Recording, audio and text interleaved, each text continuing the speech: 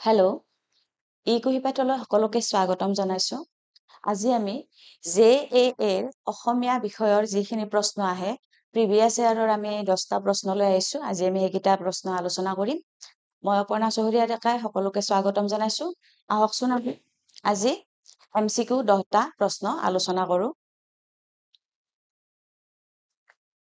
JAA পৰীক্ষাত সমাৰ্থক শব্দ বাছি উলিয়াই আহিব পাৰে।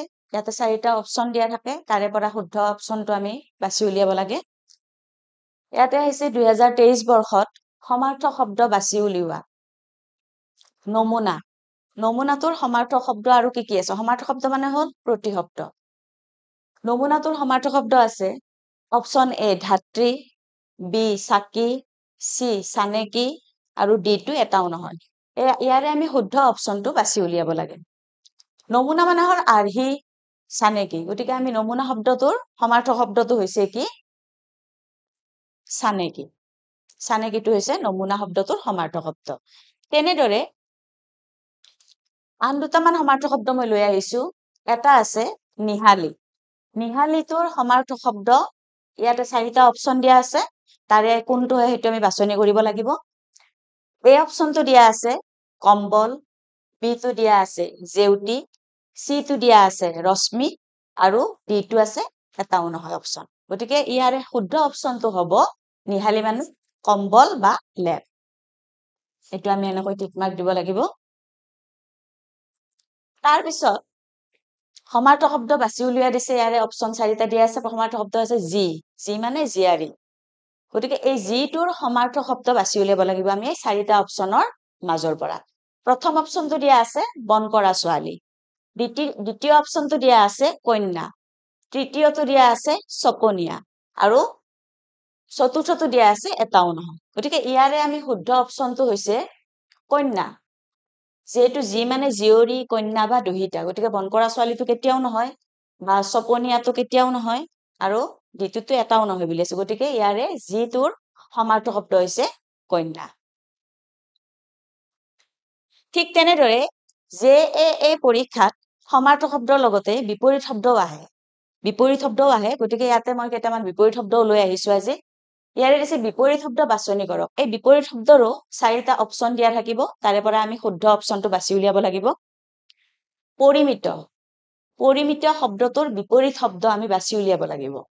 অপচন A টো আছে সীমিত, B টো আছে মলিন, C টো আছে নিৰ্মল, D টো আছে অধিক। এতিয়া পৰিমিত শব্দটোৰ অৰ্থটো কি? পৰিমিত শব্দটোৰ অৰ্থ হৈছে সীমিত মানে খুব কম। গতিকে ইয়াৰ বিপৰীতটো কি হ'ব? কম হলে কি হ'ব? বেছি হ'ব বা অধিক হ'ব। গতিকে ইয়াতে অপচন কোনটো আছে? অধিক, D টো। গতিকে এইটো হ'ব D টো। পৰিমিত শব্দটোৰ বিপৰীত শব্দ হৈছে অধিক।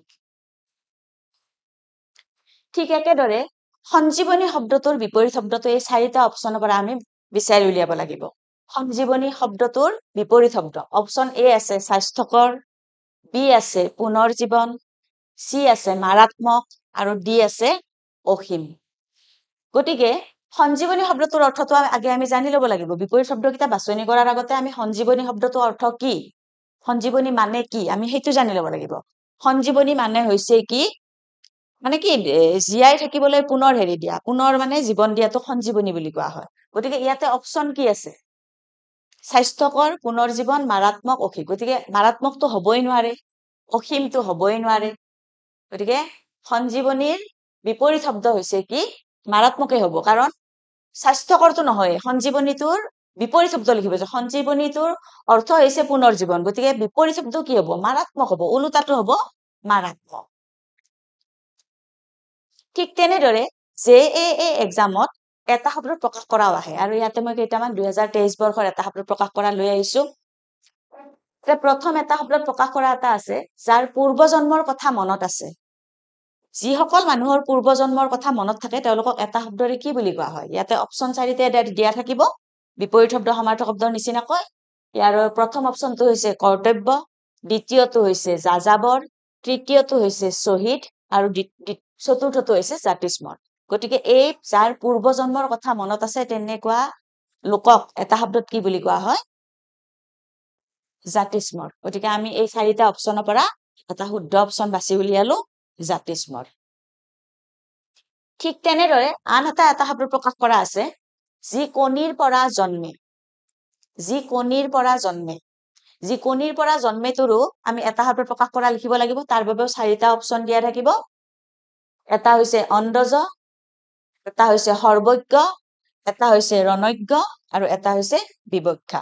গতিকে যি কণীৰ পৰা জন্মে সেইটো এটা শব্দত আমি কি বুলি ক'ম? এই 4টা অপচনৰ মাজৰ পৰা আমি শুদ্ধ অপচনটো বাছি উলিয়াব লাগিব। কি বুলি ক'ম? সৰ্বজ্ঞটো নহয়ে, ৰণজ্ঞটো নহয়ে, বিবক্ষাটো নহয়ে। গতিকে কি হ'ব? এইটো অণ্ডজ হ'ব।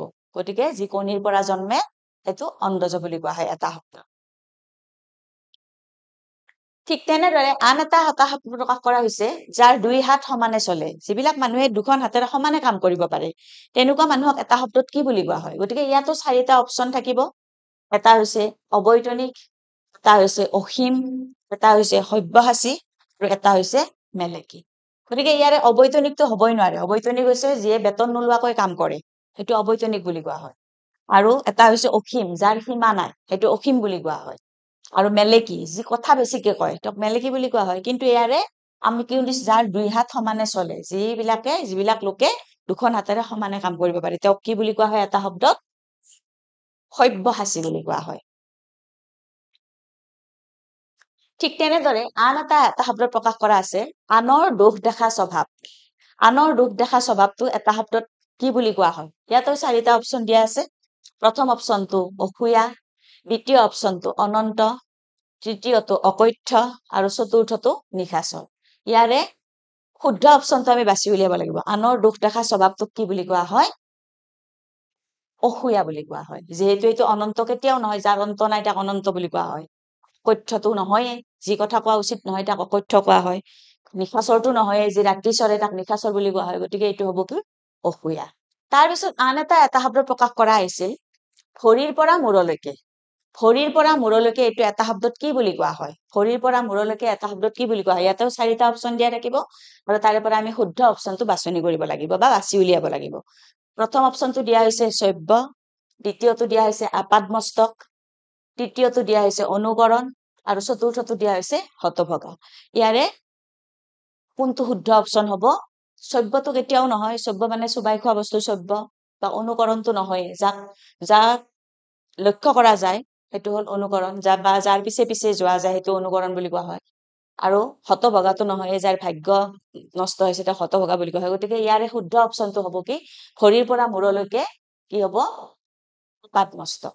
গতিকে শুদ্ধ অপচনটো হ'ব কি? আপাদমস্তক।